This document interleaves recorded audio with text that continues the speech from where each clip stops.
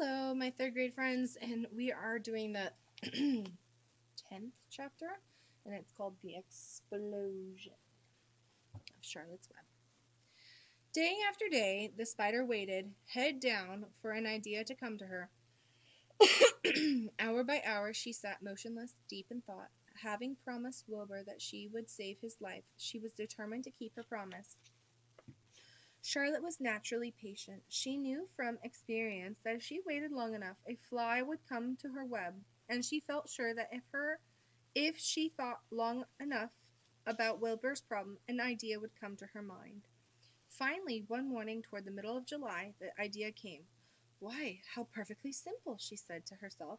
The way to save Wilbur's life is to play a trick on Zuckerman. If I can fool a bug, thought Charlotte, I can surely fool a man. People are not as smart as bugs. Wilbur walked into his yard just at that moment. What are you thinking about, Charlotte? He asked. I was just thinking, said the spider, that people are very gullible. What does gullible mean? Easy to fool, said Charlotte. That's a mercy, replied Wilbur, and he lay down in the shade of his fence and went fast asleep. The spider, however, stayed wide awake, gazing affectionately at him and making plans for his future. Summer was half gone. She knew she didn't have much time. That morning, just as Wilbur fell asleep, Avery Arabelle wandered into the Zuckerman's front yard, followed by Fern. Avery carried a live frog in his hand. Fern had a crown of daisies in her hair. The children ran for the kitchen. Just in time for a piece of blueberry pie, said Mrs. Zuckerman. Look at my frog, said Avery, placing the frog on the drain board and holding out his hand for pie. Take that thing out of here, said Mrs. Zuckerman. He's hot, said Fern. He's almost dead, that frog. He is not, said Avery. He lets me scratch him between the eyes. The frog jumped and landed in Mrs. Zuckerman's dishpan full of soapy water. You're getting your pie on you, said Fern. Can I look for eggs in the henhouse, Aunt Edith? Run outdoors, both of you, and don't bother the hens. It's getting all over everything, shouted Fern. His pie is all over his front. Come on, frog, cried Avery. He scooped up his frog. The frog kicked, splashing soapy water onto the blueberry pie. Another crisis, groaned Fern. Let's swing in the swing, said Avery.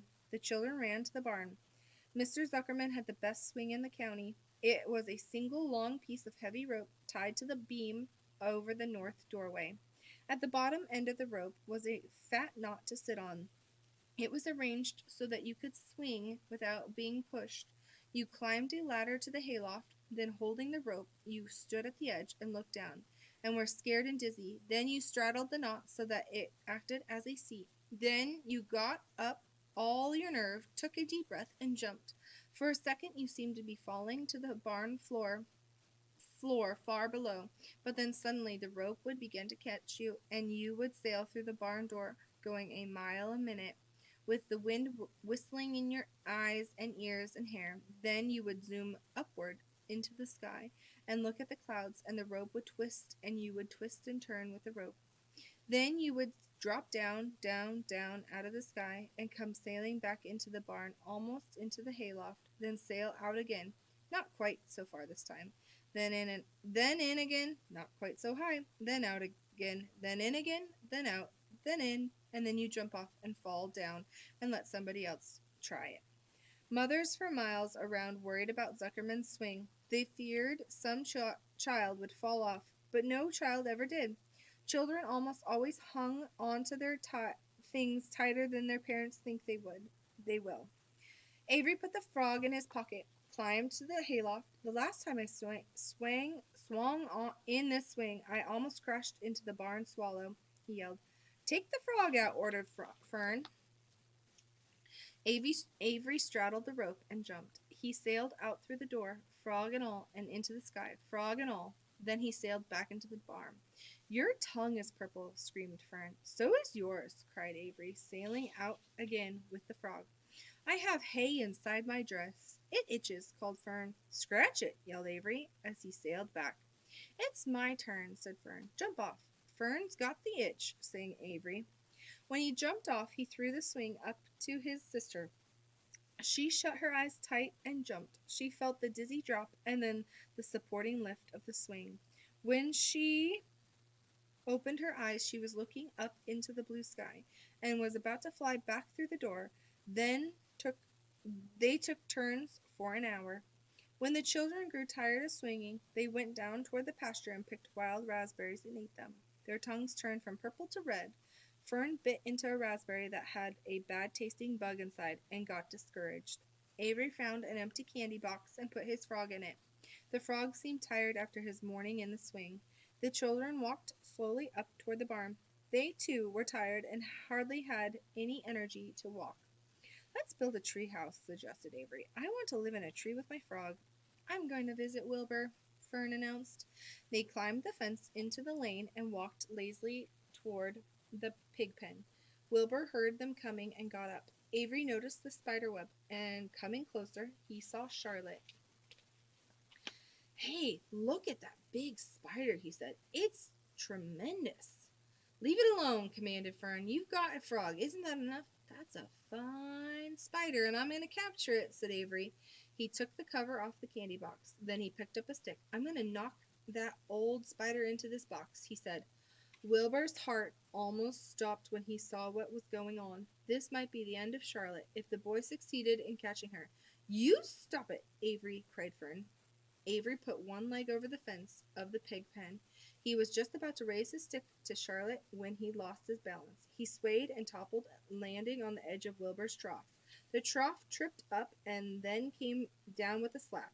The goose egg was right underneath it. There was a dull explosion as the egg broke and then a horrible smell. Fern screamed.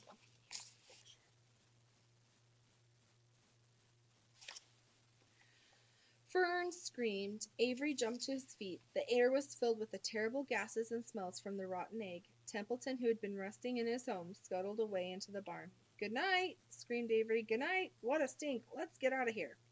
Fern was crying. She held her nose and ran toward the house. Avery ran after her, holding his nose. Charlotte felt greatly relieved to see him go. It had been a narrow escape. Later on that morning, the animals came up from the pasture. The sheep, the lambs, the gander, the goose, and the 7 goslings. There were many complaints about the awful smell, and Wilbur had to tell the story over and over again of how the Arabelle boy had tried to capture Charlotte, and how the smell of the broken egg drove him away just in time. "It was that rotten goose egg that saved Charlotte's life," said Wilbur. "The goose was proud of her share in the adventure." "I'm delighted that the egg never hatched," she gabbled. Templeton, of course, was miserable over the loss of his beloved egg, but he couldn't resist boasting. "It pays to save things," he said in a surly voice. "A rat never knows when something is going to come in handy. I'll never throw anything away." "Well," said one of the lambs, "this whole business is all well and good for Charlotte, but what about the rest of us? The smell is unbearable. Who wants to live in a barn that is perfumed with rotten egg?" "Don't worry, you'll get used to it," said Templeton. He sat up and pulled wisely at his long whiskers, then crept away to pay a visit to the dump. When Lurvy showed up at lunchtime carrying a pail of food for Wilbur, he stopped short a few paces from the pig pen. He sniffed the air and made a face. "What in thunder?" he said.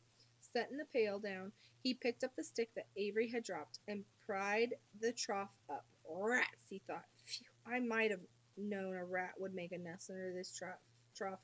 How I hate a rat."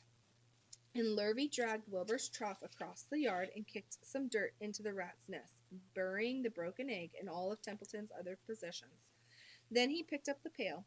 Wilbur stood in the trough, drooling with hunger. Lurvy poured. The slops ran creamily down around the pig's eyes and ears. Wilbur grunted. He gulped and sucked and gulped, making swishing and swooshing noises, anxious to get everything at once.